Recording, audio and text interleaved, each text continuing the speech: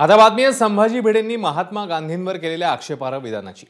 अमरावतीत शिवप्रतिष्ठानच्या वतीने कार्यक्रम आयोजित करण्यात आलेला आहे। या कार्यक्रमात संभाजी भिडेंनी महात्मा गांधींबाबत वादग्रस्त वक्तव्य केले आणि त्याचे पडसाद आज विधानसभेत उमटले आहेत। संभाजी भिडेंना अटक करावी अशी मागणी विरोधकांनी केली आहे। सरकार कारवाई करण्यासाठी इतका वेळ का घेते असा सवालही विधानसभेत विरोधकांनी उपस्थित केला आहे। दरम्यान संभाजी भिडेंचं वादग्रस्त वक्तव्य समाजात तेढ निर्माण करणार आहे असा आरोपही केला जातोय।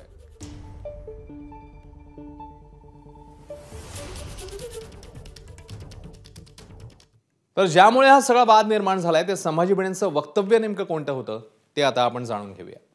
मोहनदास गांधी हे करमचंद गांधी यांच्या चौथ्या पत्नीचे पुत्र होते। म्हणजे कळलं का? हे मोहनचंद गांधी हे एका चारित्र्यवान बापाचे लेख होते।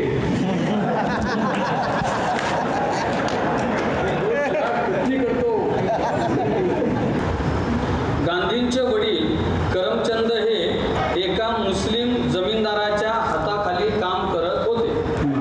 आले का लक्षात? कुणाच्या हाताखाली?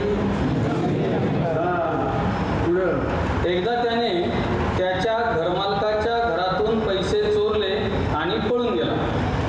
गांधींचे वडील किती प्रामाणिक लोक होते। अशा प्रामाणिक बापाचा मुलगा आहे तो। मग मुस्लिम जमीनदाराने करमचंदच्या चौथ्या पत्नीला आपल्या घरी नेले आणि तिला आपली पत्नी बनवले।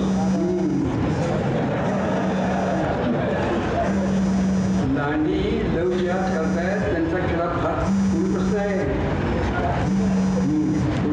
करमचंद 3 वर्ष अज्ञातवासात होता। म्हणजे काय? फरारी होता। तेव्हाच मोहनदासाचा जन्म झाला।